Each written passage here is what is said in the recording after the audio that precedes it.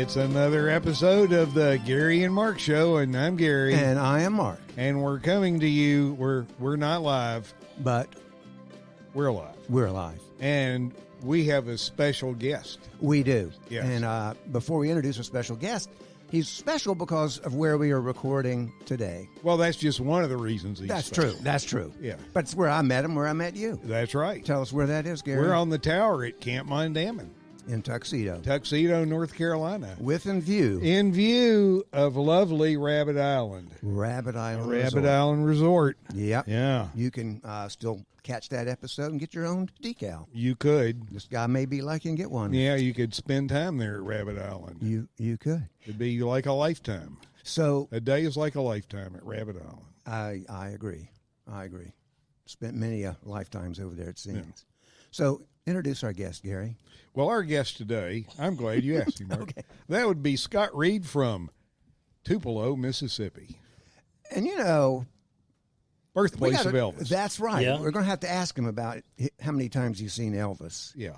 I know he didn't live in Tupelo all his life, but and he seen did his birthplace. 13 years. 13 years. Yeah, he did. Scott didn't see him born there because he's much younger than us. No, but his mother worked for our family business for a while. Oh, all right. Yeah. Well, people probably love to hear about Elvis more than our podcast, but they do want to hear about Scott. So tell us about what do you know about Scott? Well, let's see. I know he was quite a good tennis player, and that hurts. Well, he's recovering from multiple surgeries. But is that true? I didn't know that. He has been 8 surgeries in 8 years. Yeah, it's all mechanical. It's body falling apart. But you say, how can you afford that? Well, that's because he's a financial advisor. That's right. And he's been a financial advisor. What? How many years you done that? 25, 30? Started in 85. Well, I know our listeners are all ages, but Gary's 70, 69, 71. 71 in August. Oh, in August. How about that? I'm 68. Yeah. We could use some advice. So for people already our age Yes. that can't save any more money, Right. what advice would you give us for free? Free advice. Free advice for somebody your age that hasn't saved any money and can't save I've any got more. some, but I can't save any more. Well, so okay, so I've saved up some. Would you tell us to get another pillowcase to put some of first of all, diversify? In that situation, prayer is good. Prayer. Because there's not a lot left to do. But so we can talk seriously about this crisis if you want to, but we can also not talk down there. seriously It about looks like that guy's carrying a giant Swiss Army knife. He is. Okay. He is. It was a flotation device. He's an Eagle Scout. He's ready. He's prepared. Okay. All right. Yeah, so we're on a tower on a lake. That's why you can see that. On the tower on a lake. Yeah, not only can we see Rabbit Island, we see things going on all around us. Yeah, and normally there would be summer camp here with 200 kids running around. That's right. Camp Mondamin. July and August in this place is nothing but active except for today. Yeah, and so how many years were you here? I was here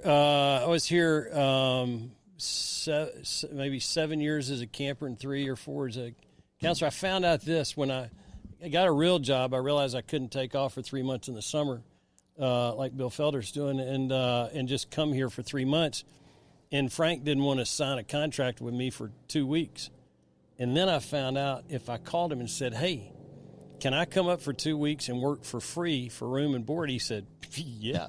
So for about 3 years after I quit coming, I would come up for 2 or 3 weeks in the summer and just work for free. But you were here as a camper too, right? I was here as a camper for 7 years. So what were your years you were here? I think I was 71 through 76. Okay, So I was 71 through 1, 2, 3, 4, 77. 5, 6, Yeah. maybe, Okay. 76 As a camper. as a camper. Yeah, So all my years as a counselor, you were a camper.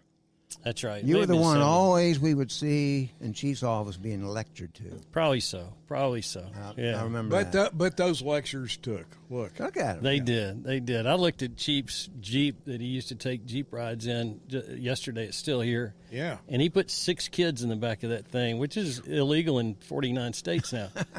It's crazy. So, what's the one state is not? Mississippi? Probably so. So Scott's from Mississippi right now. That's right.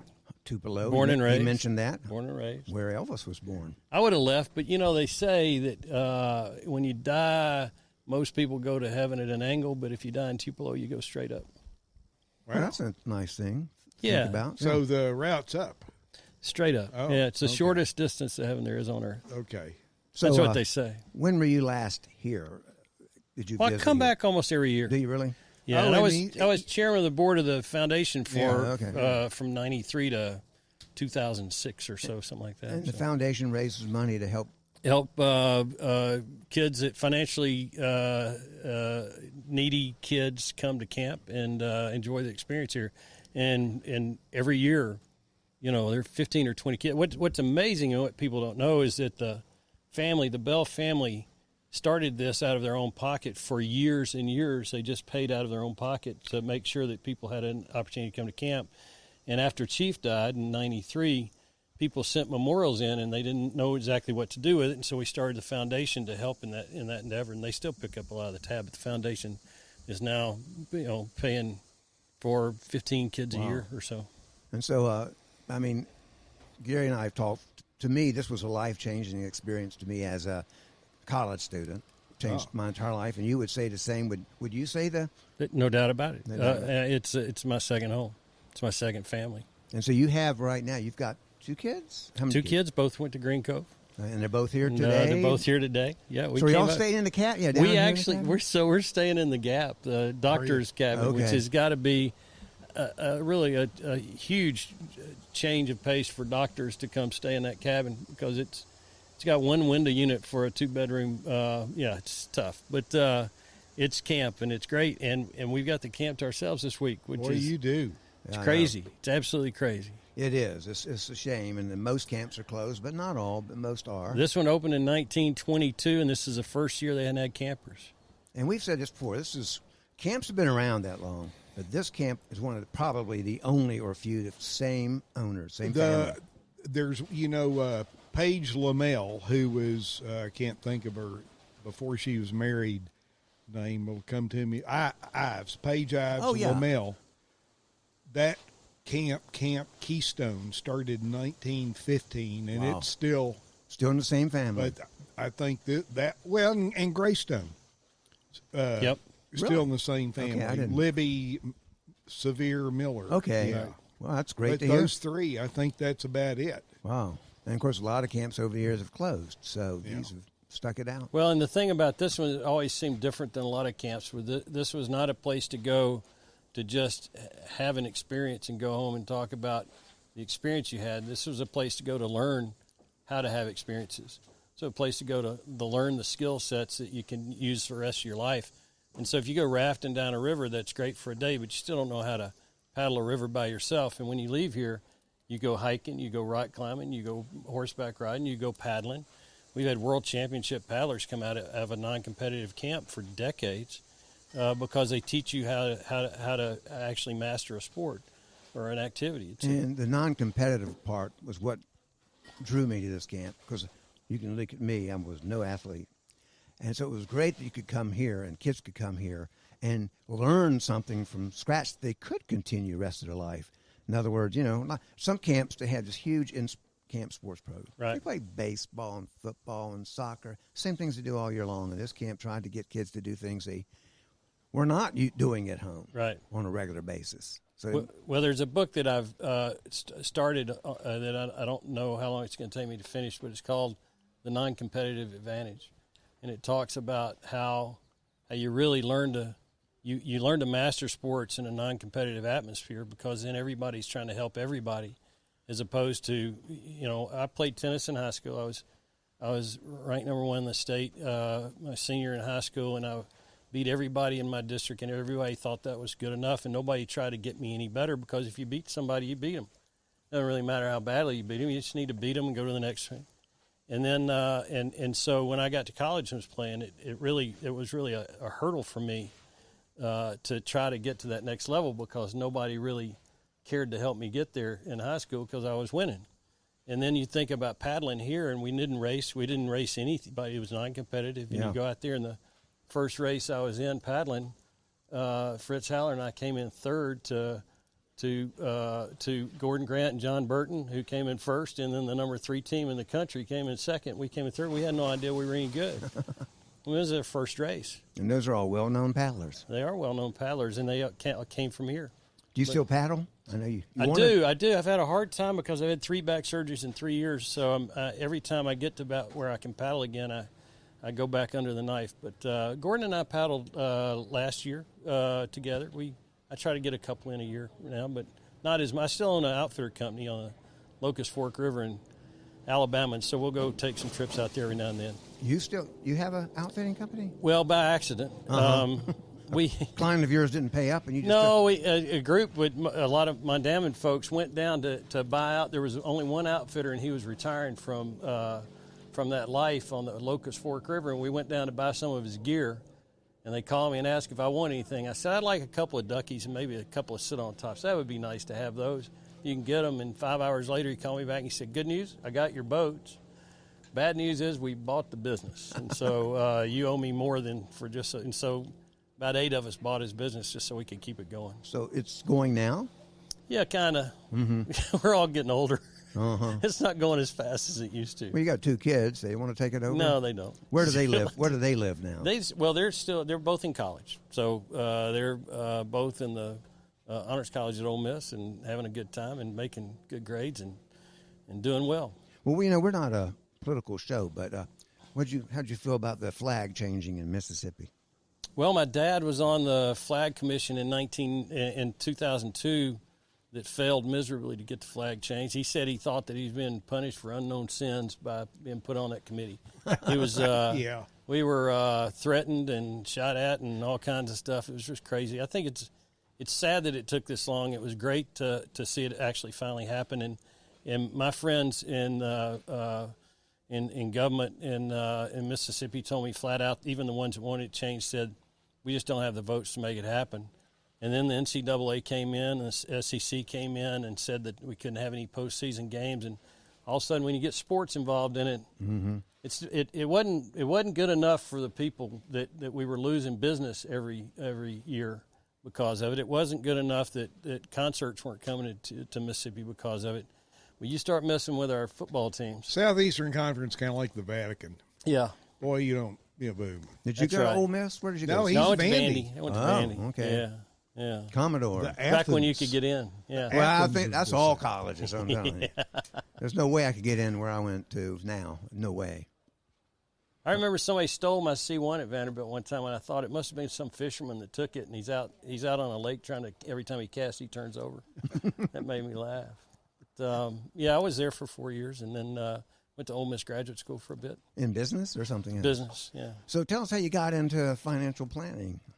I was in our family business, clothing business, been around since 1905, and there were 12 family members in the business, and I took our net profit and divided it by 12 and said that wasn't going to work for some of us, and so and so I got into the business. I had some friends in the business, and I got in it, and I was going to move to Nashville, and the guy that hired me said he'd always wanted to open an office in Tupelo. Would I stay? And I said, no. He said, please. I said, no, and we argued about it, and I stayed and opened the first full-service brokerage firm in North Mississippi in 1985. There wasn't one between Jackson and Memphis. And then our team started consulting with institutions and doing a lot of fiduciary work, which brokerage firms hate for a good reason. They don't want people going out and taking on liability they don't have to take on. And we wanted to, and so we lifted our team out in 2006 and started our firm, Hardy Reid Consulting Firm, and we're a fiduciary consulting firm. We have clients in about 25 states. We handle about $1.5 billion, and that's a lot of zeros.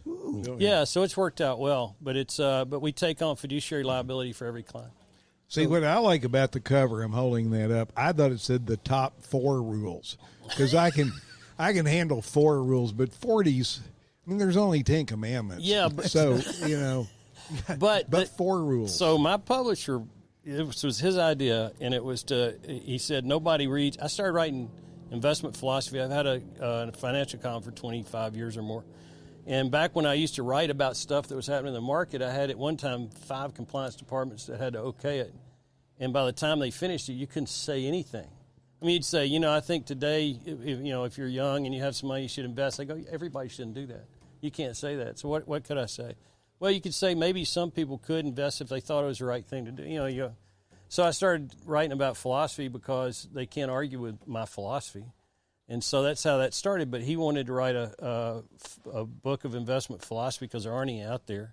And he wanted every chapter to be 600 words or less. And so I like that idea. Yeah, so it's 40 rules, each one's 600 words. You can read the whole thing in an hour and a half. Well, you can. I'm really slow. So and he's look on the. I think they should have put you on the cover, Scott, but he's on the back. he I is am nice, on the back. nice picture. Yeah, nice thank picture. you very much. So, how do they get this? Our listeners, of which we have normally 7 or 8. At least. Yeah, so You got 7 or 8 books right here. They could probably First of all, meet us this afternoon. Pick them up. independent bookstores around have them, and then of course Amazon. You can go And look it up. I'll get the info from you, and we'll put it on the website too. When we Yeah, post. and I brought some extra books you can give away to readers if you want. Well, we have a giveaway. Do we have we have listeners? Now we have sorry, readers. listeners. Well, wow. they might read it. That'd be great. If your listeners aren't readers, they won't want the book. All right, we're going to invent a contest today. The Yeah. first person who responds gets a free copy. Yes, and they'll be signed. Which if they're not signed, they're about what $20. oh man. But if they are signed, they drop to like Then they're 12. They're priceless. They drop to they're about 12. priceless. 12 So bucks. the first one wins, and they don't even have to give us $30 for postage. We'll ship it. We'll We pay will. the postage. There you go. And we'll enclose a Rabbit Island sticker And a GMP. and a GNMPU sticker. Dang, that's going to be a grand prize. they're listening now. The last prize we gave away was just some advice, I think. Well, and This is honestly, I'm just trying to suck up to y'all so you'll make me the dean of the School of Finance. Well, we're considering Let's vote that. on that. Let's We don't vote. have a quorum, All right. but if we did, Let's vote. okay.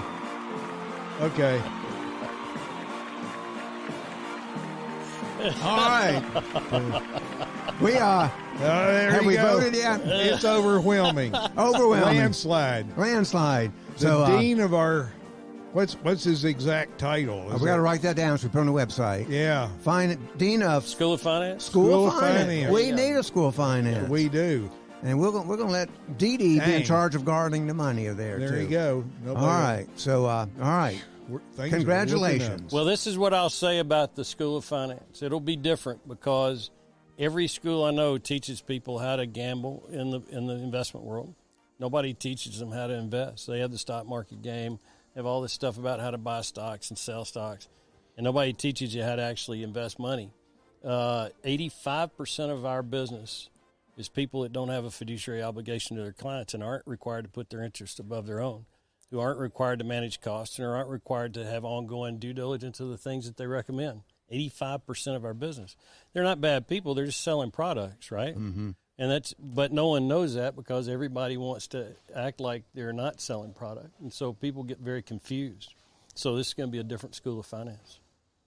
It's going to be boring. So you're the kind of, if for somebody like me who barely got through basic business course, but I was taught at an early age, don't spend more than you have, and you better put something aside. That's always good advice. Well, Two good things. yeah, Are those two of your rules or no? live within No. your means. That's 42. You can have a part 2 of this book. But you kind of are the ones that come in that help folks. Right. You're the ones that go, actually, this is pretty good. This one's not so good. This one's Well, so I'll tell you two things, the two basic premises of what we do. Our mission is to have a conflict of interest-free environment for clients. Once you do that, it makes it a lot easier to do our business. The two things that informed what we did, there was a study in 1991 that looked at how people actually get their returns over time. They found out the shortcut. 5% was security selection. 2% was market timing. And 93% was how your money was allocated between different asset classes. And in 1991, I didn't know anybody in the business had a clue how their clients' money was allocated between asset classes. And so we started doing that. And then we combined that with this crazy idea that you should do what's in the best interest of the client at all times. And you put those two together, and it's a pretty powerful thing. But the sad part of it is that when you take into account the duly registered and all these other people, there are only about 7% of our business that actually does that. And the rest of it is selling some kind of product to somebody. And that's where the whole business is. It really having issues. It's not bad people doing bad things. it's really a bad business model that hides the fact that people are selling product instead of doing what's in your best interest. That's the hard part about it. When you get paid to move money around, you always want to move money around, right? Even if it's not the right thing to do, because telling somebody they need to stay pat means I don't get paid today. Mm-hmm. That's a hard thing to say. Well, and the other part about it is people normally, when they get paid by the product, they get paid by our industry is very good at hiding how they get paid, and so they'll just take money out of the investment return and pay themselves. So you can get when you talk about annuities, somebody told me once I was on a panel and they said, I've heard you speak before, you hate annuities. I said, no, I don't hate annuities at all. I think they're the perfect investment for about 10% of the people that own them. It's the other 90% that it's not really right for, because they're really easy to sell, they sound great, and it's the highest commission thing in our business. And so I did a talk to Merrill Lynch. I don't know why they asked me to do a talk to them. I'm impressed. I talked to their advanced broker conference National Advanced Broker Conference 2 years in a row. Was the bull there? The bull was there. He was either. And I, just as an example, I took $100,000 that somebody came in and wanted to put into an income-producing investment. I said, well, let's look at 3 income-producing investments. Let's look at a 5-year CD. Let's look at Class A share mutual fund, bond fund that you kept for 5 years. And let's look at an annuity that you kept, a variable annuity that paid income out you kept for 5 years. The CD paid the broker about $400.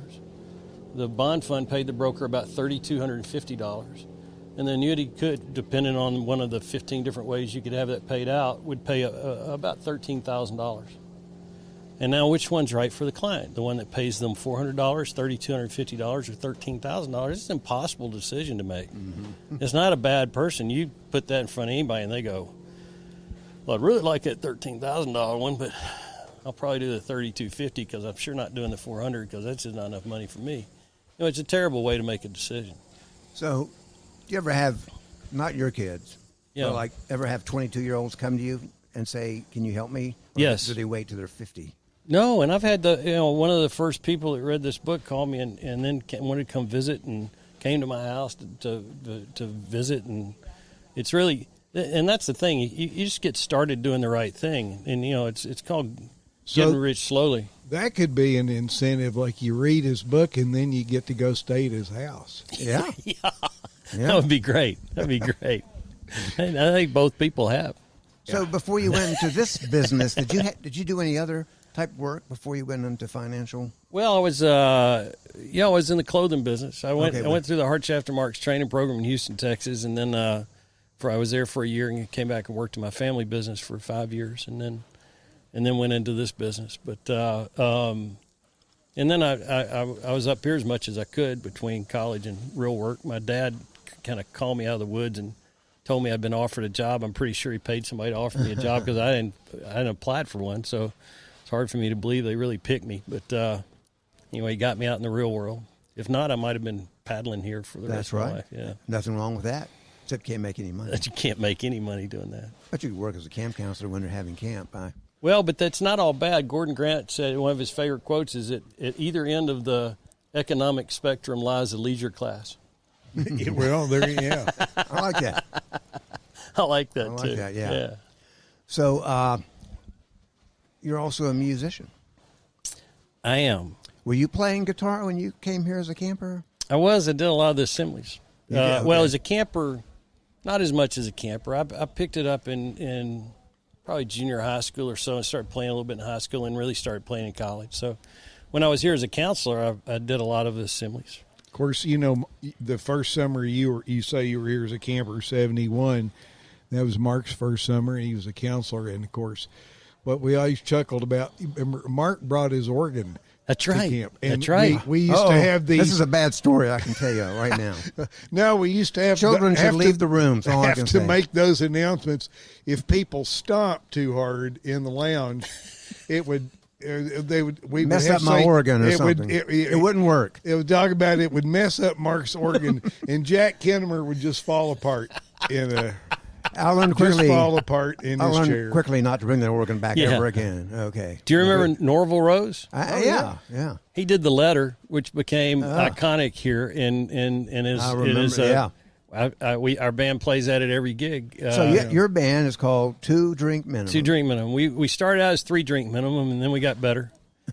Our goal is to be drink if you feel like it. So there's 1, 2, 3, 4, 5, 6, 7, 8 people in your band when it's at full staff. That's huge. It's like a big band. It is. It is. Well, it's really a lazy band. We've got. We did that. We have 4 lead singers because we don't like to practice, and yeah, I know that. and everybody already kind of knew their stuff. And then if we could switch off a lot, we could go a long period of time without having to take a lot of breaks. And so we have 4 lead singers, and we just kind of rotate around during the whole night.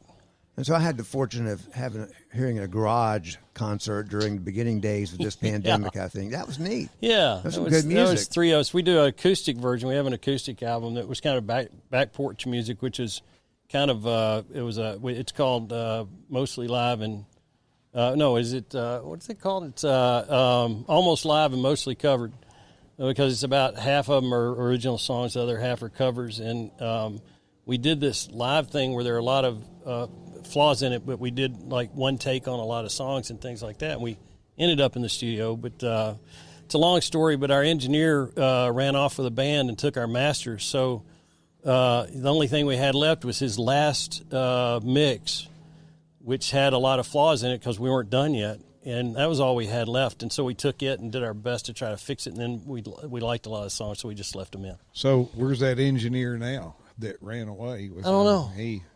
He's with a band somewhere. I saw something about him a couple of years ago, but he doesn't answer my phone calls. So do you guys play private parties, or what do you when you're In able public, to play? we do. The big group does. Y'all did a festivals fundraiser. Seems like. Yeah, it was a fundraiser on YouTube. Well, we did that. Facebook, That was 3 of us. The 3 of us. We'll do 2 or 3 of us will do acoustic stuff sometimes, but the big band does. We do festivals and stuff and weddings and bar mitzvahs and whatever. Well, that's fun. Whatever, but it's but we did we played at Ground Zero for a fundraiser. Damn. Morgan Freeman's place down in the Delta. That was fun. Really? Wow. Yeah, Wow. and everybody gets to sign the stage, and I signed right next to Eric Clapton. I felt pretty good about that. I would, yeah. That was fun. But Burger Fest and Chili Fest and anything that says Fest on it. We Is do this some in of those. your town? I mean, or other No, it's all places? over. You can look at our shirt. We've been Follow the burgers. Follow the chili. Now there are 2 things on our shirt that are pretty impressive, which is Yeah, hold that shirt up towards the camera. well, there. that's our world tour. World tour. And it says mostly around here. Most around here. And it says our motto is we made it longer than the Beatles. The Beatles made it 7 years, and then we're in our 10th year, so that's good.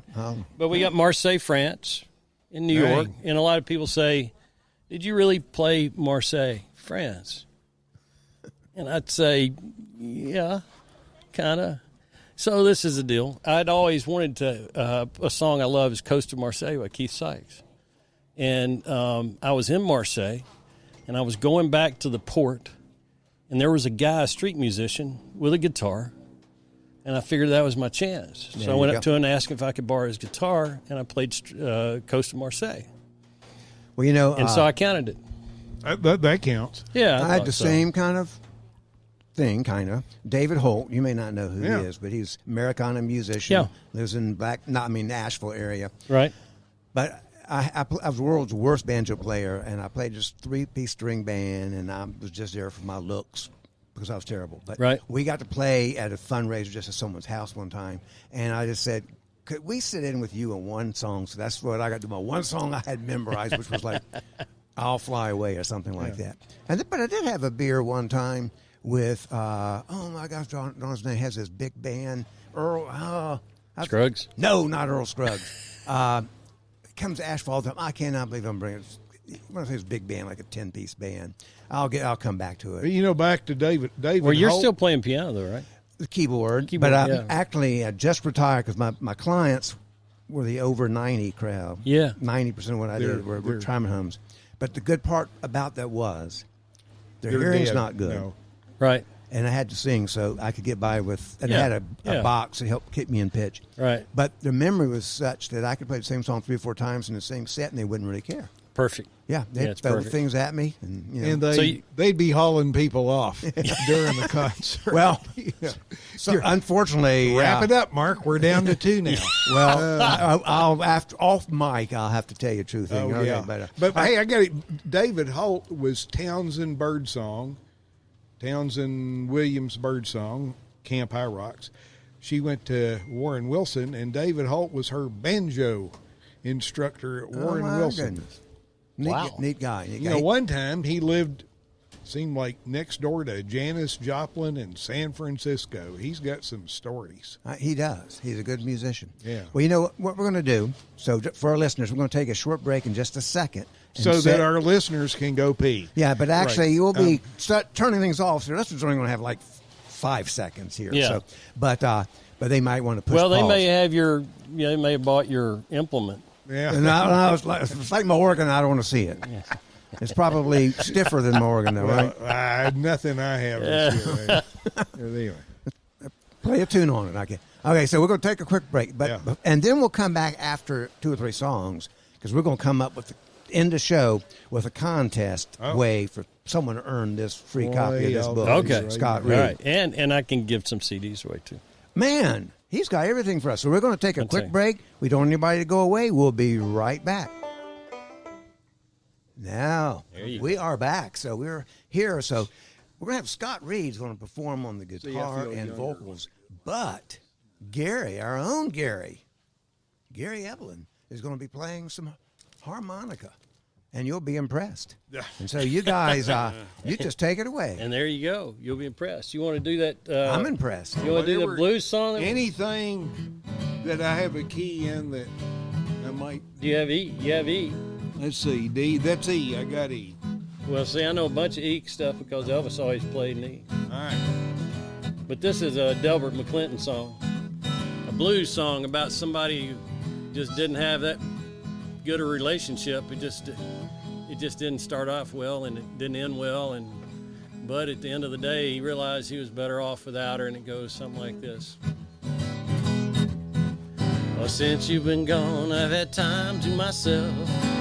Hadn't even tried to find somebody else. When you told me you were leaving, it almost came as good news. It may sound funny, but it's true. I think I'm better off with the blues. Well, I must admit, I miss you sometimes. Not a day goes by that you don't cross my mind. But then I think about all the hell you put me through. It was a lesser of 2 evils. I think I'm better off with the blues. I know one day I'm gonna wake up, these blues will be gone. I'll forget about you and how everything went wrong. But if I would have stayed, I'd be dead in my tracks now. I still love you, baby, but I don't want you back, 'cause tonight I'm going down to the sad side of town. I'll listen to the blues when the sun goes down. And when somebody asks me, I know just what to say about you. I say, yes, we had some good times, but think I'm better off with the blues. I know one day I'm gonna wake up, these blues will be gone. I'll forget about you and how everything went wrong. If I would have stayed, I'd be dead in my tracks now. I still love you, baby, but I don't want you back, 'cause tonight I'm going down to the sad side of town. Listen to the blues when the sun goes down. And when somebody asks me, I know just what to say about you. I say, yes, we had some good times, but think I'm better off with the blues. Take it, Gary.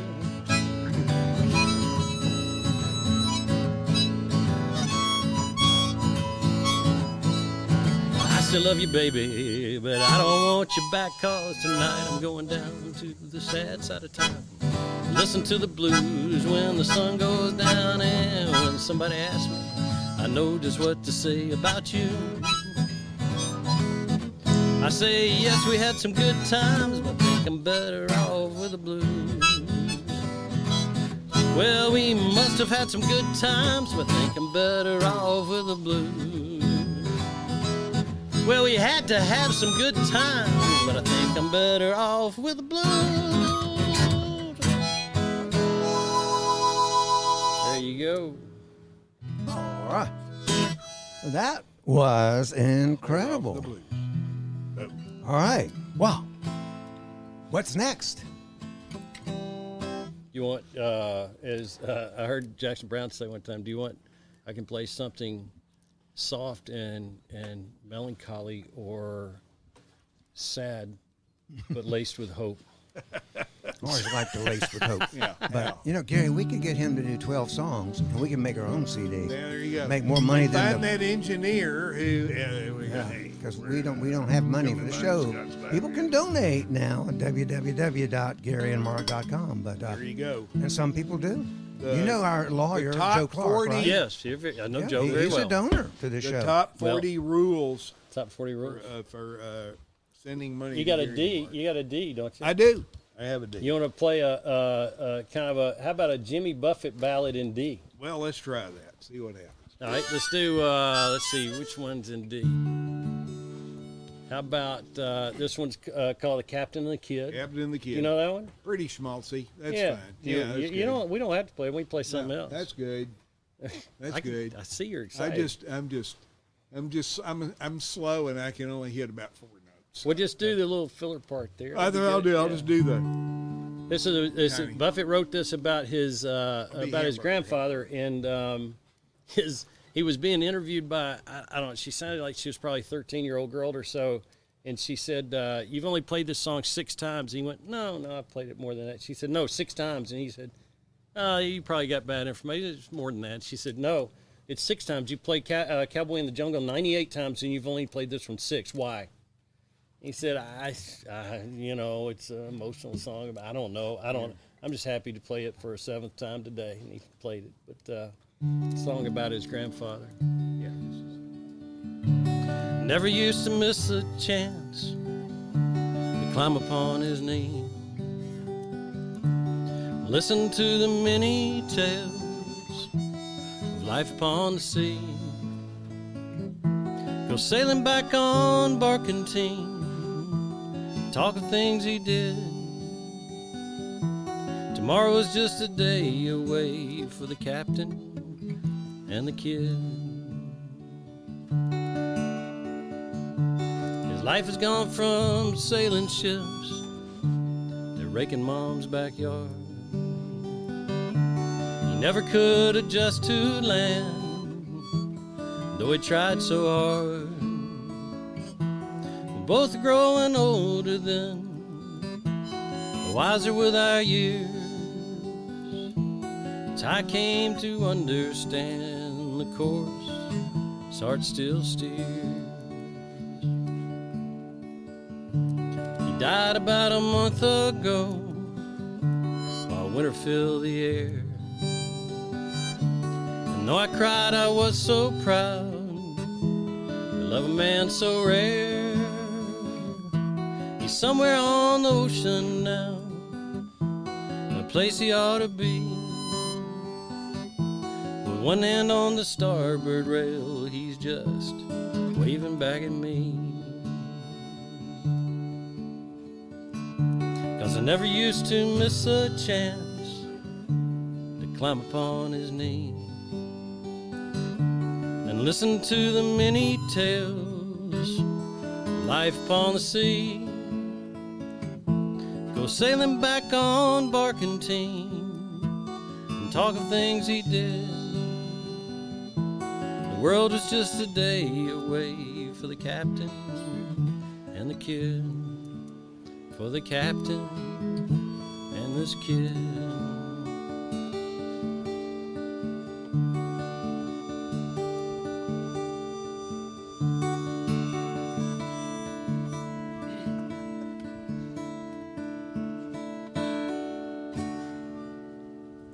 Wow. There you go. I got to hear another one. Man, we can do this all day. How about let's see, you don't have a G. I ain't got no diet. My G went bad on me. This is I'll do this one, and then you can cut it if you want to or not. But this was talking about Buffett. Buffett said one day, I was listening to him interviewed, and they were talking about a song he wrote called Little Miss Magic about his daughter, and they asked why he wrote it, and he said, because if you are a songwriter and you have girls and you don't write a song about them, you will go to hell. It wasn't you might go to hell or you know, you will. And I had 2 girls at the time, and I thought I better get started on something. So I wrote this one that afternoon so I could avoid going to hell. So you wrote this song? Yeah, this one. What's the name of it? Little Girls Like These. I love that. This is on one of these. Isn't this on one of these? It is on the first album. Yeah. You remember that? Well, I do. I listen. Both my little girls that go. What key you in? It's in G. Oh, yeah. Sorry. Sorry. Should have brought Good, my I can harmonicas. listen. And somehow some people had a cross harp, which there's a cross key for it. Fingers Taylor, I got a chance to play some songs with him at a car shop one day. He's one of the best harmonica players. He was Buffett's harmonica player. And I said, and he had one sitting in his pocket, and I said, let's play something. He said, okay. I said, what key do you have? What key is your harmonica? And he said, it doesn't matter. You just play whatever you want to. I'll play this one. Yeah. Which is find it. You go ahead. He's a lot better harmonica player than I am, if you can say that. Watch my little girls, they go round and round where no one knows, and I can't catch them till they fall asleep. Then I look into their faces, seeing their amazing graces. Serenity transcends this place that once was mine. Now I know the way God must have felt the day He made little girls like these. Made little girls like these. And I see them growing older, and Father Time has grasped my shoulder. He's taken me through all these years at much too fast a pace, waking up another day to talk of boys and football games just makes me want to hold on tight, 'cause I can feel them slipping away. Now I know the way God must have felt the day He made little girls like these. Made little girls like these.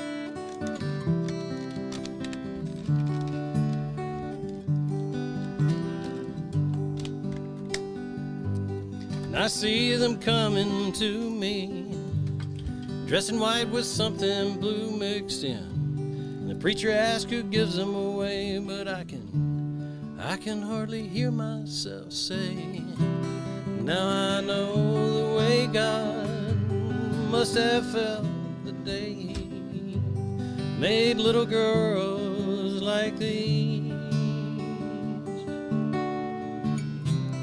Made little girls like these.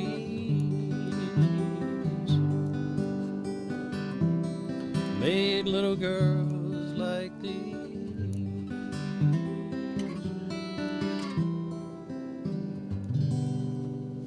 Wow. So you figured out the harmonica. Well, I hit like 1 or 2 notes. That was good. That was like that. better than good. That was gorgeous. Oh, thank you. So you want to do one more harmonica and y'all work out which one, or do you? Well, I mean, I'm game. Yeah, I think you need to do one more, Gary. Do we? See, You know what's going to happen? Like later tonight we're going to go, oh, hey, why didn't we? So I just want people to know, Scott. So Yeah.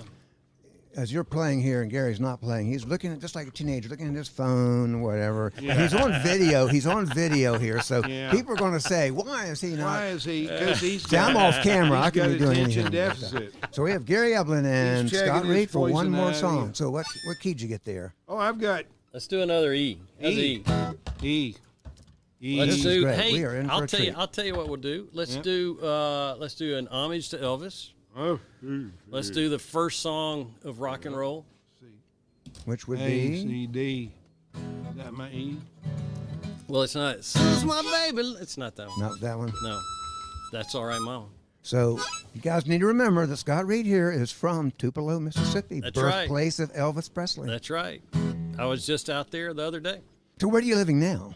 Tupelo. You're still in Tupelo. I'm that's in what I Tupelo, thought. man. I left and kept coming back. And so For what's some the reason. population?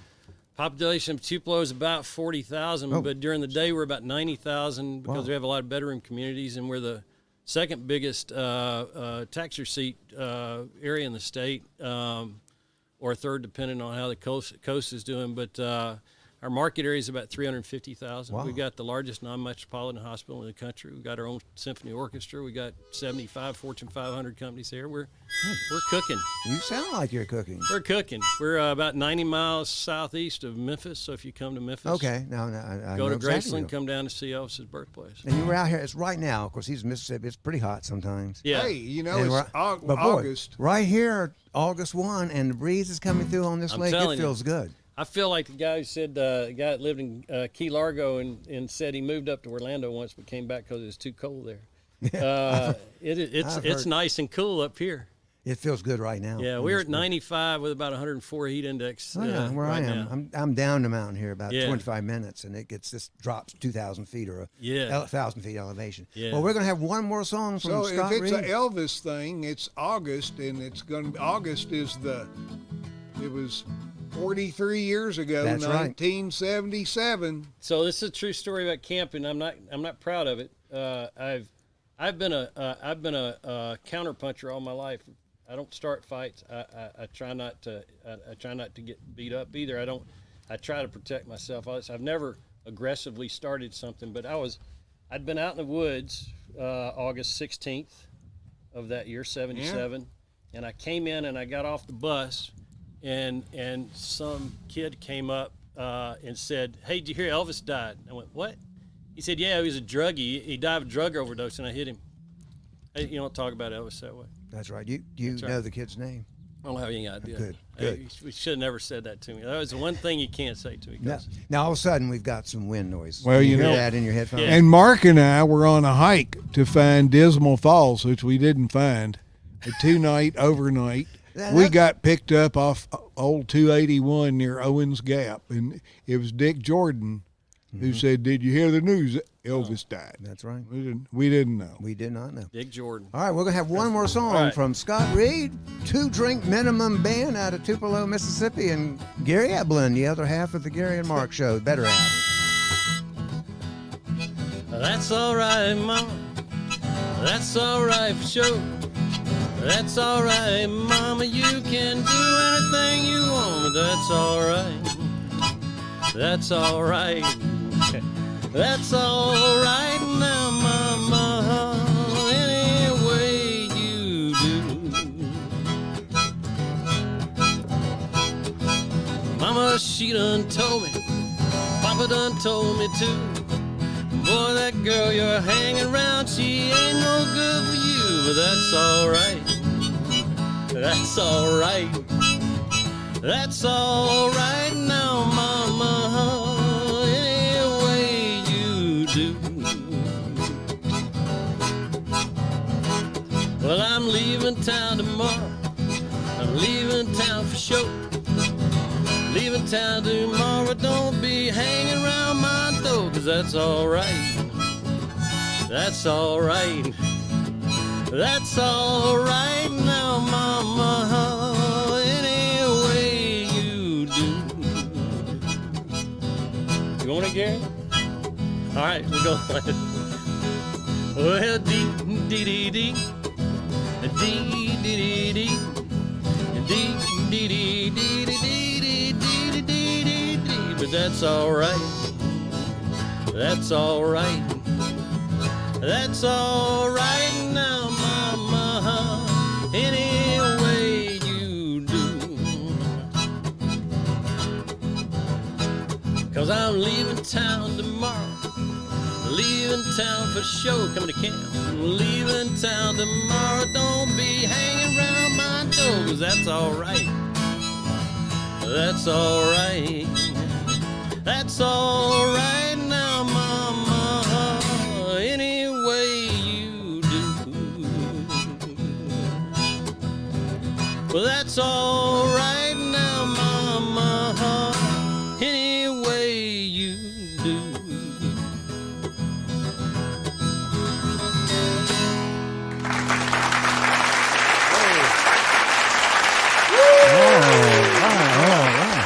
All right, we're going to take a break here while we get ready for our little last bit of the podcast. What? There's more? There's more. There's Gary. So we are back here after taking another little break to reset things, making sure I had forgot to turn that camera around first on the little screen so I could see if I was in it or not.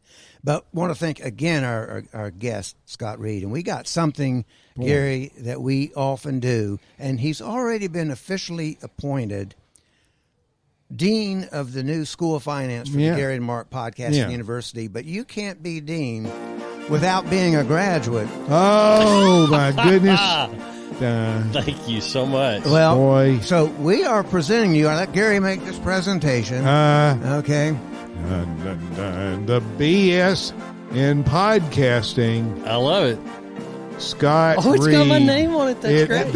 It's not written in either. No, and it's kind of framed. It's framed this is in a personalized in a very attractive vinyl enclosure. That's right. And I even put a piece of stiff paper. Suitable for framing. You're traveling, It's right. got a stiffener in there. I'm can all use that. I'm going to frame it. There's no doubt. And then he's got, I know. You got all our swag, all our merch. We have. Our merch you can only display. Your merch we can wear. Well, you can wear that. You could wear that. That'll go in a special place, I'm sure. This is beautiful. Extra honors too. Did you notice that? Yeah, it is honorary BS with extra honors. It's beautiful. I'm going to cry. Well, you should. Well, okay. So, like your music, it kind of helped. More than make me cry a little bit. Yeah, it was great. I mean, we could make our own DVD or CD of his music and make plenty of money. You can make $1. So we are going to have a contest. We may have to think about it, but if you're interested in this book, okay, from Scott Reed, Top 40 Rules of Investing, it is a bestseller. Yeah, it is a great book. He said short chapters. You heard that, easy to read, great advice. You need going to be signed. That's right. We'll say that the first person who emails us after hearing this podcast at GaryandMarkShow@gmail.com, GaryandMarkShow@gmail.com, will get a copy of this autographed book sent your way. Sounds good. And you can find his books. We'll put that on our website, and his CDs, too. He's got 2 CDs. That's right. And merch, other merch. And merch. Hats, T-shirts. Merch. This guy he is not cheap. Well, that's why he's the Dean of Finance. No, that's right. We need financing, and you've heard about the Gary Mark Podcast University. That's why you want absolutely right. And this is August 1 is time you need to sign up. And our university, as Scott probably knows, we were doing distance learning before it even came about. Yeah, we were the tip of the spear on distance that's learning. right. I think they got the idea from us when COVID-19 came and said, who are the trendsetters in education? That's right. Yeah. How can we do it off campus? Who is doing this around the country now the right way? And they found you. They found us. Yes. And we didn't get any credit. Well, some credit. But see, if you got friends. And we have friends. We have friends. So we want to thank our good friend from many years. I met him apparently in 1971, same year I met Gary. Say this, we joke around a lot. I say this sincerely. You two people are two of the important people in my life forever. I mean, it's like coming home to see both y'all. I see him every now and then. I don't see you as much. I told Gary, I haven't seen you. I don't think I've seen you since camp. Although I came to the 50th reunion. Maybe you were here then. I was there. And that may have been the last time. I mean, I've been to camp, but not much. I know, but y'all are so important to me. It's that way. We like being told we're important, don't we?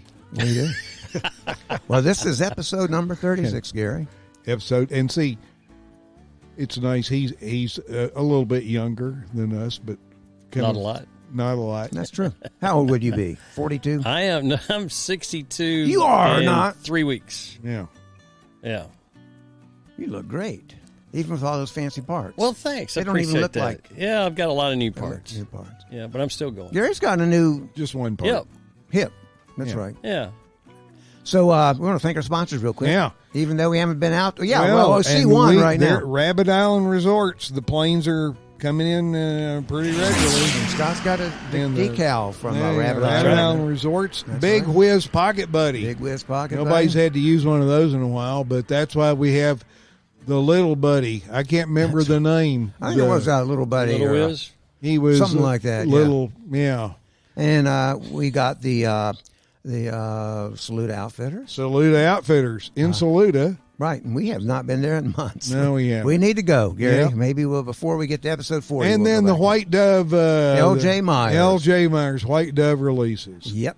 And Don't get them confused and take them out to the range where they're shooting skeet. That would be a. That would be. He would not be happy. He would not be happy. That would be bad. Well, this has been another great episode. Oh, Fun having Scott here. yeah. Nice to be here. I'm Mark. I'm Gary. Don't forget to subscribe, follow us, all that kind of good stuff. Tell people about us. Yep. Stay tuned for the next episode. Meet us on the tower. Meet us on the tower. We'll see you in the next episode.